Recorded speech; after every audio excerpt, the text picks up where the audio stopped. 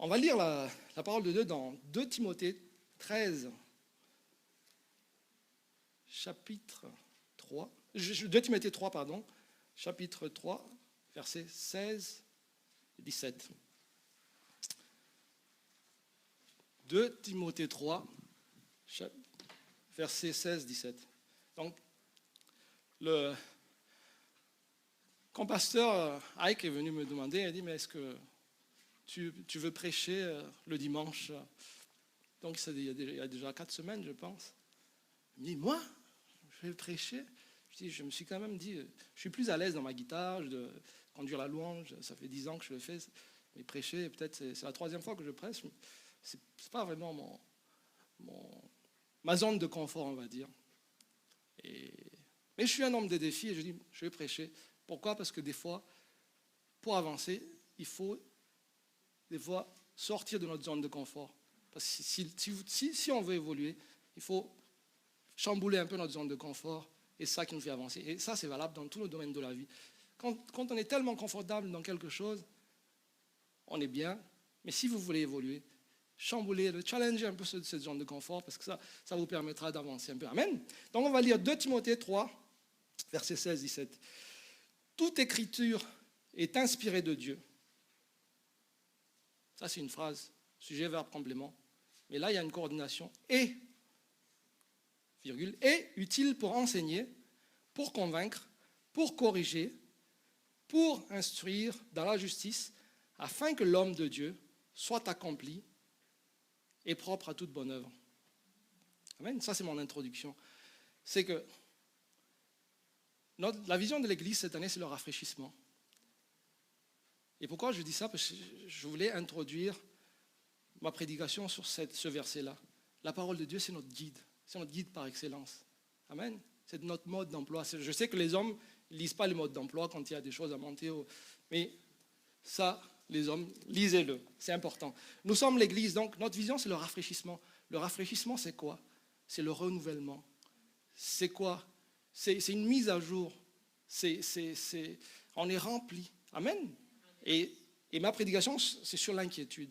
Pourquoi vous dites ça? Mais tu parles de rafraîchissement, mais c'est sur l'inquiétude. Malheureusement, l'inquiétude est arrivée dans l'Église. Dans tous les domaines de la société, l'inquiétude est présente. Et je dis, mais quand pasteur Ike me dit, mais est-ce que ça t'intéresse de prêcher? Quand je dis oui, je dis, Seigneur, mais qu'est-ce que je vais dire à ton Église, à ton peuple? Il dit, parle sur l'inquiétude. Et là, je me suis mis à regarder l'inquiétude. Et en fouillant, en regardant ça, c'est vrai que je dis, l'inquiétude est partout. Et l'inquiétude est néfaste. Alors, est-ce que l'inquiétude, est-ce que c'est un phénomène de société? Est-ce que c'est un manque de foi? Est-ce que c'est un piège de l'ennemi? C'est ce que nous allons voir. Donc, j'ai fait trois parties dans ma prédication. On va voir un peu ce que ça veut dire l'inquiétude. Et deuxièmement, pourquoi ne pas s'inquiéter? Les conséquences de l'inquiétude. Et troisième partie, comment faire pour ne pas s'inquiéter? Ou comment combattre l'inquiétude? Je pense qu'en tant que chrétien, on doit savoir ça. Parce que c'est important. Quand j'ai regardé un peu l'inquiétude dans la Bible, il y a plus de 15 versets qui parlent de l'inquiétude. Ne vous inquiétez pas. L'inquiétude dans le cœur de l'homme, là-bas, on va voir ce verset-là après. Mais c'est tellement important et Dieu nous a vraiment mis en garde là-dessus. Parce que c'est très facile de s'inquiéter. Je ne suis pas en train de vous condamner, je suis juste en train de vous dire que c'est normal, des fois, quand il arrive quelque chose et on s'inquiète, mais il y a aussi une façon de cibler. Quand on comprend vraiment l'inquiétude et on comprend les pièges, les conséquences et tout ce qui déroule, l'engrenage de l'inquiétude, on peut être ciblé et dire « Ah, ça, tu ne vas pas m'avoir, je vais résister. » Amen. Donc, c'est l'objectif. Alors, la définition de l'inquiétude, c'est un état affectif pénible. État affectif pénible causé par la crainte, l'appréhension, l'incertitude. Ça, c'est la définition que j'ai prise dans le dictionnaire. Mais c'est vrai que quand on parle d'inquiétude, il y a beaucoup de mots qui viennent. Il y a l'anxiété, l'agitation, la peur, l'insécurité, l'incertitude, le stress, la difficulté. On va lire un peu Matthieu 6, 27. Je vais juste lire ce verset-là, mais tous les paragraphes, je vais revenir après. Qui de vous, par ses inquiétudes, peut ajouter une coudée à la durée de sa vie? C'est juste pour dire que l'inquiétude, c'est néfaste. Même Dieu a dit, si vous vous inquiétez, ça ne va pas avancer. Et là, il parle de notre durée de vie. C'est la chose la plus importante pour notre existence, c'est notre santé, c'est la vie. C'est vrai qu'on va voir plus tard, il y a beaucoup de sujets d'inquiétude, il y a beaucoup de degrés d'inquiétude. Et ça peut démarrer avec une mauvaise nouvelle, l'inquiétude. Après, ça peut finir avec de grosses mauvaises nouvelles aussi pour la personne, le sujet intéressé. Amen. Donc, je voulais juste vous attirer votre attention sur ce verset, que si Dieu a utilisé dans sa parole que l'inquiétude ne sert à rien, vous ne pouvez pas ajouter une coudée, vous ne pouvez pas prolonger votre durée de vie, donc ne soyez pas inquiets. Tu vas me dire, c'est très facile de dire ça quand on a une mauvaise nouvelle. Et oui, on peut avoir une mauvaise nouvelle, mais rester dans la paix et la confiance. Amen. Et agir. Après, c'est une stratégie. Et Dieu est stratégique. Nous, on doit être stratégique aussi. Amen. Parce que nous, on a le mode d'emploi pour être stratégique. Amen. Donc, j'ai dit tout à l'heure, l'inquiétude est néfaste pour la personne. Ça n'amènera rien, ça ne changera même pas la situation.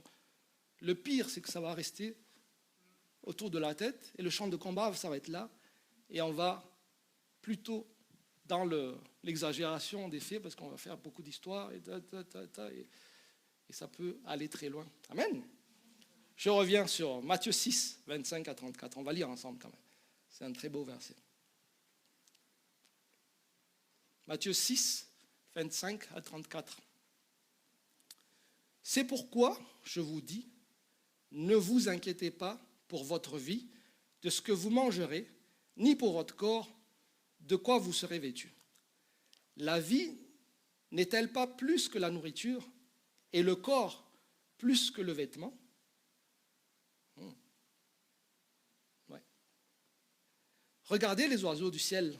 Ils ne sèment ni ne moissonnent, et ils n'amassent rien dans des greniers, et votre Père céleste les nourrit. Dis, Dieu est mon papa. Dieu est mon papa. Notre papa ne nous laisse pas. Amen. Si vous avez une pensée derrière qui vous dit, mais je suis inquiète, je n'ai pas de solution, pensez à ce verset. Amen. Dieu est mon papa. Votre Père céleste ne vous laissera pas. Okay. Ne valez-vous pas beaucoup plus qu'eux? Qui de vous, par ses inquiétudes, peut ajouter une coudée à la durée de sa vie? Et pourquoi vous inquiétez au sujet du vêtement? Considérez comment croissent les lys des champs. Ils ne travaillent ni ne filent. Cependant, je vous dis que Salomon même, dans toute sa gloire, n'a pas été vêtu comme l'un d'eux. Si Dieu revêt ainsi l'herbe des champs, qui existe aujourd'hui et qui demain sera jeté au four, ne vous vêtira-t-il pas à plus forte raison, gens de peu de foi? Ne vous inquiétez donc point et ne dites pas, que mangerons-nous, que boirons-nous, de quoi serons-nous vêtus? Car toutes ces choses, ce sont les païens qui le recherchent. Là, il y a une différence aussi entre les chrétiens et les païens. Je ne veux pas juger, mais c'est juste, on voit là qu'il y a le focus des païens, donc c'est sur le manger, le paraître. Et donc là, Dieu nous met, dans sa parole, nous montre que ça, c'est les choses qui sont les priorités des gens païens. Nous, notre priorité, c'est la suite. Votre Père céleste sait que vous en avez besoin. Et là, c'est le chant. Cherchez premièrement le royaume et la justice de Dieu, et toutes ces choses vous seront données par-dessus. Ne vous inquiétez donc pas du lendemain, car le lendemain aura soin de lui-même. À chaque jour suffit sa peine. Amen. Dans ce paragraphe de 9 versets, ne vous inquiétez pas est revenu 4 fois avec inquiétude. Ça ne sert à rien de s'inquiéter. On n'a pas besoin de s'inquiéter. On n'a pas besoin de rajouter l'inquiétude par rapport à la situation qu'il y a. Amen. On n'a pas besoin de rajouter l'inquiétude par rapport à la situation. Donc, on va regarder un peu, j'ai catégorisé un peu les sujets d'inquiétude. Je sais qu'il y en a beaucoup, mais c'est encore pour mieux comprendre, cibler. Et quand on est face à ces situations, on est armé. Amen. Ça, c'est le rôle de l'Église. N'oubliez pas mon verset d'introduction. La parole de Dieu est utile pour enseigner, pour corriger,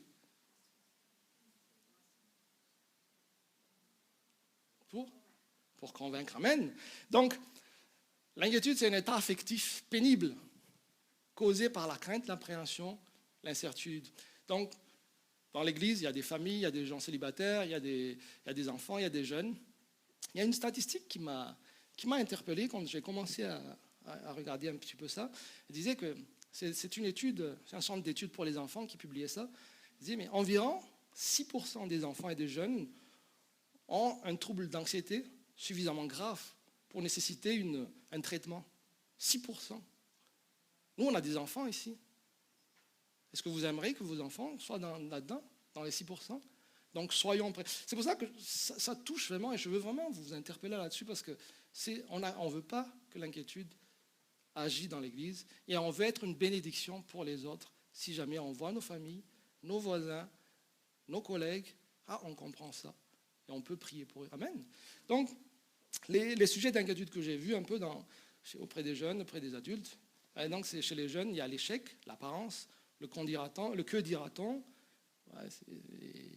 les relations amicales, c'est des sujets d'inquiétude pour les jeunes, l'amour, c'est les relations amoureuses, les études, la pression des examens, ça, ce sont des sujets d'inquiétude, mais c'est vrai que s'il y a des jeunes ici, quand on révise, quand on a une épreuve, le jour de l'examen, on est toujours inquiet parce qu'on dit, mais je n'ai jamais assez révisé. Mais ça, vous aurez toujours ce sentiment-là, c'est un sentiment et c'est un mensonge. La seule chose à faire, c'est réviser. Amen. Pour les parents, il y a l'échec, les conjonctures économiques, le chômage, quand on entend le journal, les news dans tous les sens, là, quand on a 30 minutes de journal télévisé, il y a 20 minutes d'alerte sur tout. Économie, sur ce qu'on mange, il y a plein de pesticides, sur le terrorisme. Donc, c'est vraiment des sujets d'inquiétude qui peuvent nous guetter. Soyons-en conscients. Et on va voir comment combattre ça. Je vais juste profiter de ce moment pour parler un peu un témoignage qu'on a vu, on a vécu. Ça a démarré de l'inquiétude pour la personne. Quand on a eu à cœur de venir à Québec, je parle en 2010, donc on était sur Nice, sur la Côte d'Azur, on commençait à regarder préparer notre départ pour Québec. Donc, Aurore, elle regardait les renseignements dans tous les sens pour avoir un maximum d'informations, pour dire, est-ce qu'on a un bon emploi, on est propriétaire à Nice, qu'est-ce qu'on va faire? Est-ce que c'est vraiment sérieux? Donc on préparait notre projet d'immigration. Et quand on se renseignait, il y avait un couple du sud de la France, qui venait de voir, qui était déjà installé depuis 1 an ici, avant nous. Donc on dit, on va suivre, parce qu'ils ont créé un blog sur Internet pour décrire un peu les étapes de leur projet d'immigration. Vous allez voir pourquoi je vous raconte ça. Et donc, nous, on est curieux parce que ça nous donnait de l'information à dire, il faut qu'on se prépare sur ça, comment ils ont envoyé leurs affaires et tout.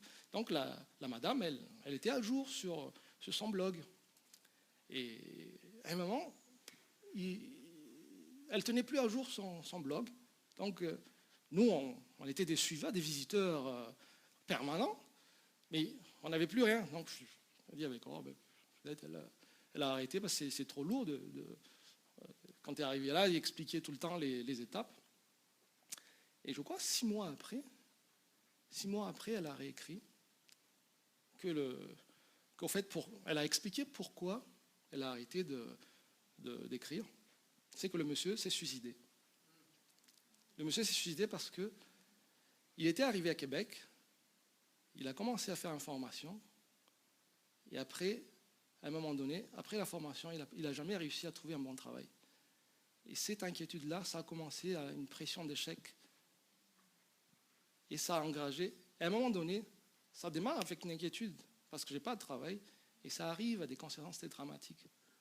C'est ça, ce que je veux juste vous éclairer là-dessus, que ça peut aller très loin, les pensées d'inquiétude. Donc, même nous, on était, waouh, c'est quelque chose. Et ce n'est pas pour vous faire peur que je dis ça, mais c'est pour vous stimuler que, attention à l'inquiétude. Une petite pensée peut aller très loin. Parce que si on la laisse grandir dans nos vies, ça peut aller très loin. Amen. On va voir après. Vous êtes avec moi? Amen. Donc,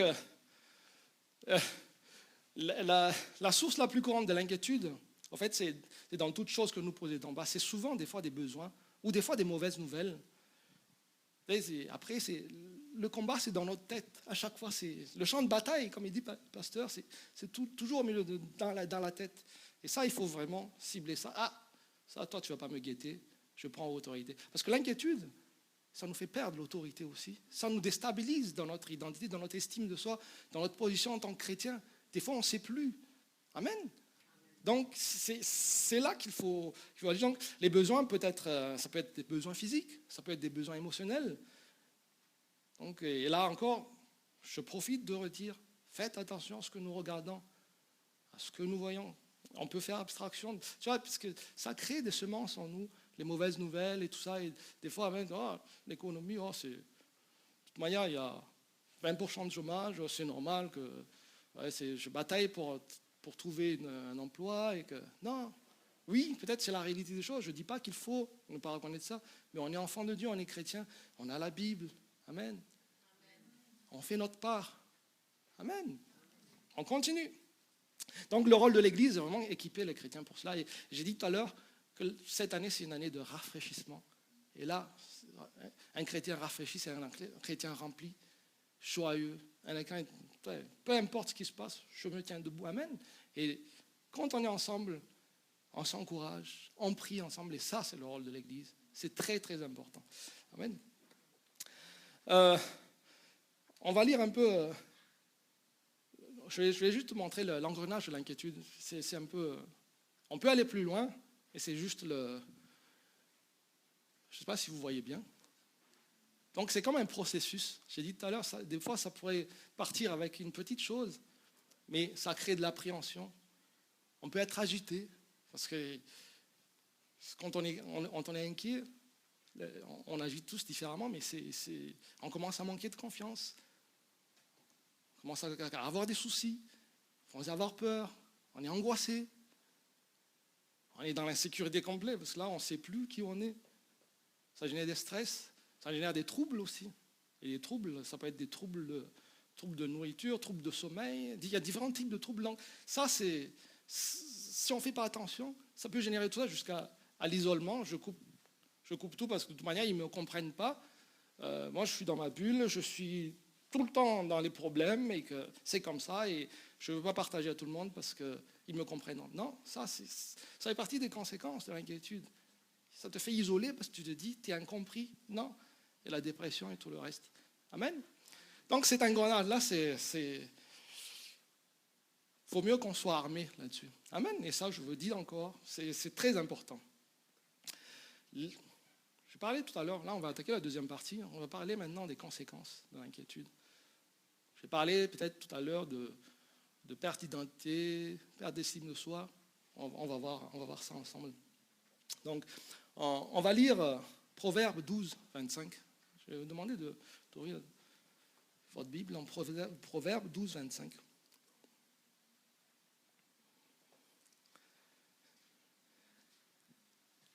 L'inquiétude dans le cœur de l'homme là-bas. L'inquiétude dans le cœur de l'homme là-bas, mais une bonne parole le réjouit. Amen. L'inquiétude, dans le cœur de l'homme, donc l'inquiétude peut rester dans le cœur de l'homme. Si on ne chasse pas cette inquiétude, attention. Mais là, ce qui m'intéresse, là, c'est l'après, l'inquiétude dans le cœur de l'homme là-bas. Un homme abattu, c'est quoi? Vous avez déjà vu un homme abattu? Je regardais un peu les synonymes abattu, ici, c'est abaissé, écœuré, découragé, diminué, démoralisé, exterminé, accablé, mis à mort. Ça, c'est les déprimés. Ça, c'est les conséquences d'inquiétude. Les conséquences sont néfastes pour la personne. La personne est toujours obligée, c'est parce que la personne se concentre toujours sur le résultat négatif qui est probable, mais qui n'est même pas sûr. Mais peut-être ça ne va même pas se reproduire. Mais il est focusé là-dessus. Ça va aboutir à quelque chose de négatif. Et on crée des histoires là-dedans. Et ça, c'est le piège. Parce que la pression de l'échec est très, très forte. La pression de l'échec est très, très forte. Ça, c'est l'inquiétude. Donc, moi, j'ai pris 4 points pour quand on parle de piège de l'inquiétude, c'est que ça détourne la personne de son objectif, de son existence, de sa raison d'être. Quand tu es inquiet, c'est même ton identité qui est mise en jeu. Là. Le manque de foi. C'est la conséquence de l'inquiétude. Parce que du coup, on n'est plus focusé à notre guide par excellence, avec les 30 000 promesses de la Bible.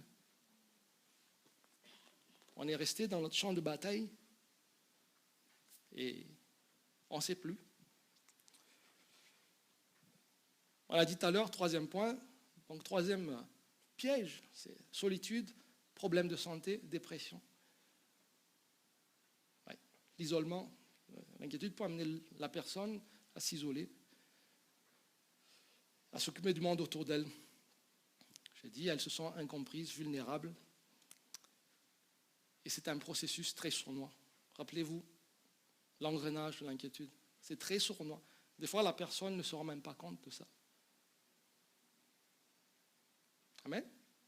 Mais il y a une bonne nouvelle. Hein. Vous êtes concentrés, mais il y a une bonne nouvelle. Amen. 4e point, j'en ai déjà discuté tout à l'heure, perte d'identité, diminution de l'estime de soi et oubli de l'autorité. Ça, quand je parle d'autorité, c'est notre autorité en Christ. Christ nous a donné le pouvoir de prier pour les malades, de prier pour les démons, de chasser les démons en son nom. Amen. Et ça, ce sont des promesses. Et quand on est inquiet, ça, c'est les conséquences. On perd cette autorité-là, cette identité-là. Donc, c'est vraiment...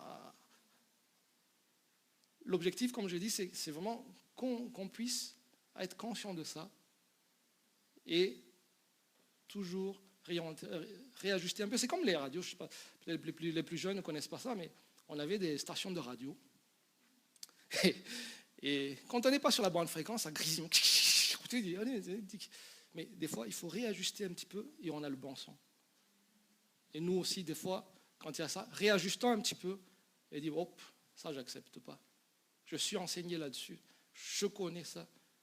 Je connais ces manœuvres de l'ennemi. Amen. Amen. Alléluia. Je vais rajouter un petit témoignage. Je vais essayer de finir midi, mais parce qu'il y a toute une suite. Je vais demander à un pasteur de faire une 2e série là-dessus. Quand j'ai eu mon accident il y a 5 ans, donc je reviens sur mon accident. J'étais allé jouer au soccer à midi et j'ai eu un accident avec la bague en prenant le ballon. Ça m'a scalpé le doigt et il a fallu me couper le doigt. Mais c'est pas ça, juste le contexte, mais c'est ce que j'ai vécu pendant ces temps-là, parce qu'il y avait quand même 7 heures d'opération au bloc. Ça, il y a 5 ans. Donc, je voulais vous... Parce que j'ai demandé au médecin, je dis, endormez-moi. Et le médecin m'a dit, non, je ne vous endors pas, je vous endors de là, parce que j'ai besoin de parler avec vous. Et sauf que moi, j'étais conscient, donc eux, ils ont mis juste un rideau là-dedans. Mais mes pensées, c'était terrible. C'était terrible. Et le pire, c'est qu'on voit les indicateurs avec les écrans. Vous avez vu les films, là, on voit le battement de cœur, on voit la tension. Donc, je sentais quand il y avait la cible. Et je voyais mon cœur, tu vois, mais inconsciemment, tu vois. Et là, et en plus, les pensées, je dis, mais Aurore, elle est seule. Comment elle a géré ça, tu vois. Donc là, c'est les pensées qui, tu vois, et par rapport à ton environnement, ça te génère des stress. Et j'ai commencé à m'inquiéter là, de tout ça. Et quand je m'inquiétais, je voyais mon battement de cœur et je voyais vraiment que c'était pas bon. Et c'était 7 heures là. Là, je n'étais pas endormi là. Je dis, là, non, là, je vais pas rentrer dans ce jeu-là. Et là, c'est ma santé. Je dis, moi, il faut que je reste calme. Et là, j'ai commencé à prier. Je dis, Seigneur, c'est dans le calme et la confiance que je retrouve ma force. Donc, je me suis commencé à calmer. Ces pensées-là, je dis, non, Aurore, il y a une solution pour Aurore derrière. Pour moi, ils vont trouver une solution, mais je veux rester dans le calme et la confiance. Et là, je voyais, tu vois, tous les indicateurs stabilisés et j'étais serein, j'étais calme, j'étais prêt même quand il est venu m'annoncer qu'on n'a pas pu vous ouvrir votre doigt, je dis faites ce qui vous semble bon, et j'étais calme. Donc ça c'est pendant quelques heures, hein, je vous fais raccourcir, mais il y a des moments de combat là-dedans. Il y a des décisions aussi, c'est ça que je voulais dire. Il y a une décision de dire non, j'accepte pas ça, et je me focalise sur ce que je sais, sur mon identité et sur qui je suis en Christ. Amen. Donc, pour la petite histoire, Aurore derrière, je ne savais pas, mais il y a toute l'église qui est venue attendre pendant 7 heures. C'est ça aussi l'église, les amis. Il y a toute l'église qui est venue l'encourager et le soutenir parce que c'était des moments difficiles. Moi, pendant 7 heures, j'étais en bloc. Elle ne savait pas, elle m'a juste vu au début. Donc, finalement, dans tout ça, les choses se sont matchées et ça allait bien.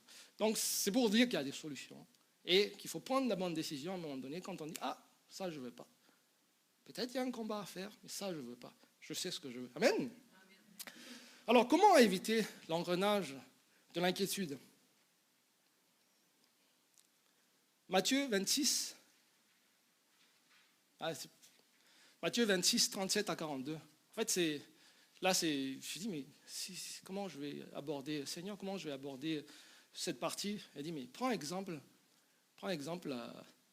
dans la Bible. Et je vais prendre l'exemple de Jésus. Donc, c'est pour ça que j'ai mis ce passage. Matthieu 26, 37 à 42. Vous êtes là? Ok. Il prit avec lui Pierre et les deux fils de Zébédée, et il commença à éprouver de la tristesse et des angoisses. C'est Jésus là qui parle, le Fils de Dieu, qui a tout le pouvoir. Il éprouvait, lui, des tristesses et des angoisses. Il leur dit alors, mon âme est triste jusqu'à la mort. Il était triste. Restez-y et veillez avec moi.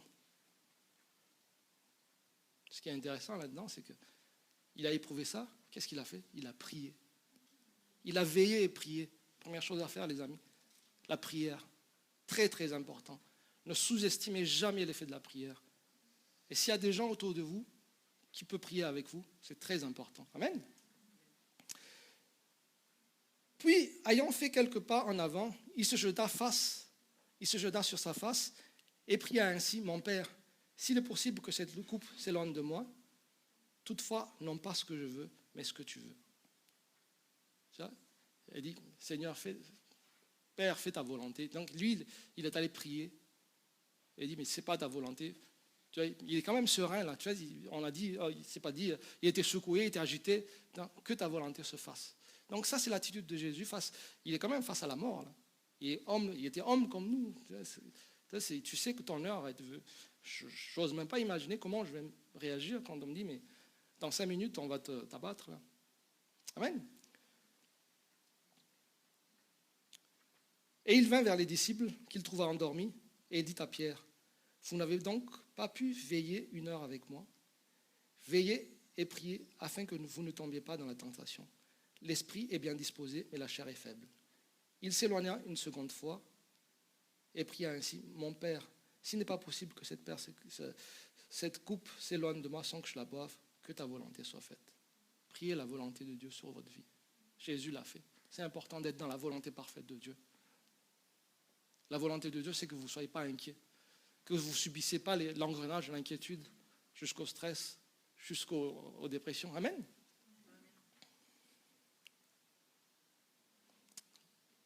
j'ai noté 5 minutes, 5 solutions. Il faut une deuxième séance. 5 solutions pour combattre l'inquiétude. Première solution, mettre notre focus sur la parole de Dieu. On a dit tout à l'heure que ça vient d'un besoin, ça vient peut-être d'une mauvaise nouvelle, mais on a chanté ensemble. Cherchez d'abord le royaume de Dieu et toutes choses vous seront données en plus. Mettez votre focus sur la parole de Dieu. Vous allez trouver la réponse là-dedans. C'est très important. Parce que des fois, comme je vous dis tout à l'heure, on est tellement dans notre champ de bataille que ça, on oublie. On est esprit. On a une âme et on vit dans un corps. On est esprit avant tout. Et nourrissez le côté spirituel de votre vie. Si votre corps a besoin de 3 repas, nourrissez votre être spirituel derrière la parole de Dieu. Amen. Se réjouir dans sa présence. C'est là qu'on peut prendre la paix de Dieu. La joie est tellement importante. C'est pour ça que je vous ai parlé de rafraîchissement, qui est le thème de l'Église cette année. La joie. Parce que la joie procure la paix de Dieu. On va lire Philippiens 4, 4 à 7. Philippiens 4, 4 à 7. Ah, super. Réjouissez-vous, toujours dans le Seigneur. Je le répète, réjouissez-vous. 2 fois. Que votre douceur soit connue de tous les hommes. Le Seigneur est proche. Ne vous inquiétez de rien, mais en toute chose, faites connaître vos besoins à Dieu par des prières et des supplications et des actions de grâce. Et la paix de Dieu, qui surpasse toute intelligence, gardera vos cœurs et vos pensées en Christ. Ne laissez pas l'inquiétude vous accabler, parce que vous avez juste besoin de faire une simple prière. Et la paix de Dieu, qui surpasse toute intelligence, peut vous remplir. C'est important, ça. Ça fait toute la différence. Ça fait toute la différence. 3e point que j'aime beaucoup, c'est un peu lié, c'est pareil. 3e point, louer Dieu en circonstance. Reconnaissez, comme les témoignages qu'on a entendus tout à l'heure, on est vivant, on est en santé. Il n'y a pas plus important que ça. Louer Dieu dans les bons moments et dans les mauvais moments. Là, je peux illustrer ça avec l'exemple de Pierre et Silas en prison.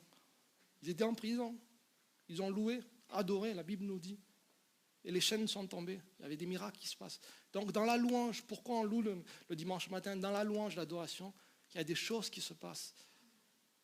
L'onction de Dieu peut nous toucher et les choses peuvent changer. Ne lâchez pas, n'abandonnez pas. Je ne sais pas, c'est une parole peut-être pour quelqu'un. Louez le Seigneur. Regarde Paul et Silas, c'est dans Acte 16, versets 25 à 31. Lisez-le, regardez la situation. Je ne pense pas qu'être en prison, c'est une bonne situation. Mais en tout cas, ça ne les a pas empêchés de louer le Seigneur. Et un miracle s'est produit. Le geôlier même s'est converti. Amen. Ça, c'est la puissance de Dieu. Nous sommes enfants de Dieu. Ça, c'est notre Dieu. Et la parole de Dieu nous dit, il ne change pas. Il est le même hier, aujourd'hui, éternellement. Amen. 4e point, je suis toujours dans le temps. S'entourer des gens qui prient. S'entourer de l'Église. C'est important. Ensemble, on est plus fort. Venez à l'Église. Ne vous éloignez pas. Il y a certainement des gens de l'Église qui peuvent vous comprendre, qui peuvent prier pour vous. Vous n'êtes pas obligé de dire à tout le monde ce que vous vivez, mais il y a des connexions à l'Église, il y a des frères et des sœurs qui sont là pour vous. Partagez, ne restez pas seul. Ça, c'est un piège de l'ennemi, ça. Ne restez pas dans votre coin. Entourez-vous. Et demandez la prière. Nous, on prie le lundi soir ici. Lundi soir. Amen. C'est important, les amis. Important. Et 5e et dernier point, s'approprier, déclarer et mettre en pratique les promesses de Dieu. J'ai parlé tout à l'heure des 30 000 promesses dans la parole de Dieu, mais c'est important. On a vu qu'il y a plusieurs sujets d'inquiétude. Peut-être, je prends un exemple comme ça, si vous avez peur de vieillir, c'est un phénomène de société. Les gens, à leur anniversaire, je connais des gens qui dépriment à leur anniversaire parce qu'ils prennent un âge. Donc, lisez Psaume 103, Verset 5, c'est lui qui rassasie de bien ta vieillesse, qui te fait rajeunir comme l'aigle. Ça, c'est la promesse de Dieu. Attention, petit engrenage, non, je déprime parce que c'est mon anniversaire. Non, il me fait rajeunir comme l'aigle. Amen. Ça, c'est Dieu, c'est notre Dieu. 2 Timothée 1, 7, ce n'est pas un esprit de timidité que Dieu nous a donné, mais un esprit de force, d'amour et de sagesse. L'Esprit de Dieu habite en vous. Vous êtes le temple du Saint-Esprit. Amen. Amen. Des fois, ça, on oublie tout ça. On est tellement dans notre champ de bataille et on pense tous les négatifs qui ne va même pas se produire. Le pire, c'est ça. Dans certaines situations, je parle. Je ne dis pas que toutes sortes d'inquiétudes. Mais ça, les amis, guide par excellence. Car ce n'est pas un esprit de timidité que Dieu nous a donné, mais un esprit de force, d'amour et de sagesse. Amen. Amen. Philippiens 4,7, on a lu tout à l'heure. Et la paix de Dieu, qui surpasse toute intelligence, gardera vos cœurs et vos pensées en Jésus-Christ. C'est ça qui fait la différence. Pourquoi tu es chrétien? Pourquoi, en tant que chrétien, tu attires les gens? Il y a quelque chose qui se passe. Mais lui, il est toujours souriant. Mais c'est ça, parce qu'on a un Dieu derrière qui est notre fournisseur, qui nous remplit de tout ça. Amen. Amen. C'est une relation vivante avec Dieu qu'on a besoin. On n'a pas besoin de gens religieux qui fait que des règles et Dieu, il frappe. Non, non, non, non. C'est une relation vivante avec Dieu. On fait la différence en tant que chrétien. Dans tout ce qu'on est dans notre société, on fait la différence. On veut témoigner de Jésus. On se lève. On veut un réveil à Québec. Nous, avec Aurore, pourquoi on est venu ici? On veut un réveil. On veut voir les gens se tourner vers Dieu. Il y a l'espoir à Dieu. Il y a tellement de mauvaises nouvelles dans la vie partout. Et notre espoir en Dieu n'est pas vain. On sert un Dieu réel. Amen. Et je suis tellement enragé là-dessus parce que les gens, il y a tellement une solution simple. Mais vous croyez que mes enfants, ils se soucient, qu'est-ce qu'on va manger le lendemain? Non. Eux, ils savent que les parents, ils vont travailler, ils vont gagner des sous. Et ils mangent. La seule question est, qu'est-ce qu'on mange aujourd'hui? Qui sait, les parents disent, Mathis, on vient de manger, qu'est-ce qu'on mange ce soir? Et parce qu'ils savent que les parents vont pouvoir. Les parents pensent à eux. Ils savent, ils connaissent leurs besoins. Et notre attitude envers Dieu, ça doit être comme ça. Seigneur, qu'est-ce que tu vas me donner quoi? Toi, on est les enfants de Dieu. Amen. Amen. Alors ne vivez pas dans l'inquiétude, alors que la paix est disponible pour vous par une simple prière. C'est ma phrase de conclusion, et il est midi. Je vais juste vous demander de vous lever, on va prier. Je ne sais pas si vous avez besoin de prière, vous avez besoin peut-être de la paix de Dieu. Levez juste vos mains et on va prier ensemble. Merci Seigneur pour ce temps. Merci pour ton onction et merci pour ta parole qui nous guide, qui est notre mode d'emploi, Seigneur, qui contient tes promesses. Merci parce que ta parole est là, est utile pour instruire dans la justice, pour corriger, pour enseigner et pour nous donner aussi les moyens d'avancer, Seigneur. Merci parce que nous sommes tes enfants. Merci parce que l'inquiétude n'a pas de place dans nos vies, Seigneur. Et merci parce que tu nous remplis de ta paix qui surpasse toute intelligence.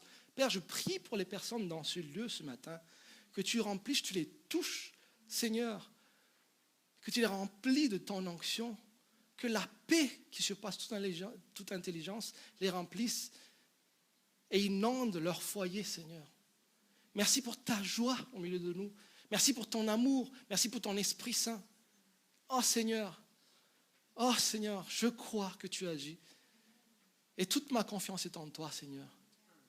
Au nom de Jésus. Amen.